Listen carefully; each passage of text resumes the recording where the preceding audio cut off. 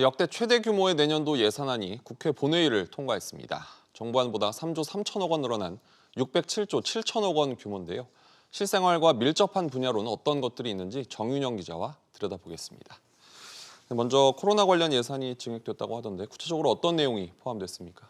네, 코로나19로 피해를 본 소상공인 등을 위한 예산이 기존 정부안보다 2조 원 늘어난 10조 1천억 원으로 잡혔습니다.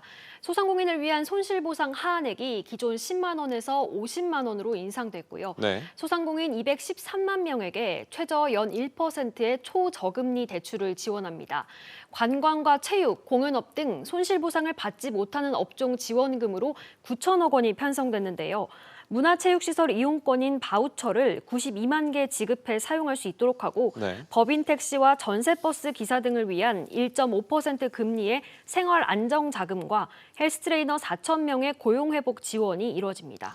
또 코로나 치료나 의료 인프라 확충을 위해서는 어느 정도로 잡혔습니까? 약 40만 명분의 먹는 치료제 구매를 추진하고요.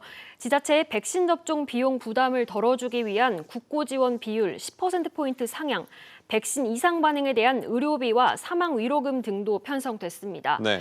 또 중증 환자 병상을 14,000개 이상 역대 최대 수준으로 확보하기 위한 예산과 경증 확진자의 격리와 치료를 위한 생활치료센터 확대도 예산에 포함됐습니다. 이외에 소비 활성화 그리고 복지 분야 예산 관련해서는 어떤 것들이 있을까요? 네, 지역 골목상권 활성화를 위한 지역사랑 상품권 지원이 대폭 늘었습니다. 기존 국고 지원이 6조 원인데 15조 원으로 늘린 게 가장 눈에 띕니다. 네. 이 밖에 물가 안정을 위한 농축수산물 20% 할인 소비 쿠폰 발행에 590억 원이 추가 반영됐습니다. 보육 분야 지원 확대도 눈에 띄는데요. 네. 맞벌이 등을 위한 아이 돌봄 서비스 지원 대상을 6만 6천 가구에서 7만 5천 가구로 확대하고 3에서 5세 어린이집 유치원 보육료 단가를 월 26만 원에서 28만 원으로 올리면서 관련 예산이 4조 원 넘게 편성됐습니다. 홍남기 경제부총리는 SNS를 통해 내년 예산이 코로나19 종식과 완전한 경기 회복, 새로운 도약과 재정 선순환 구조의 마중물이 되길 기대한다고 밝혔습니다. 그렇군요. 정 기자 잘 들었습니다.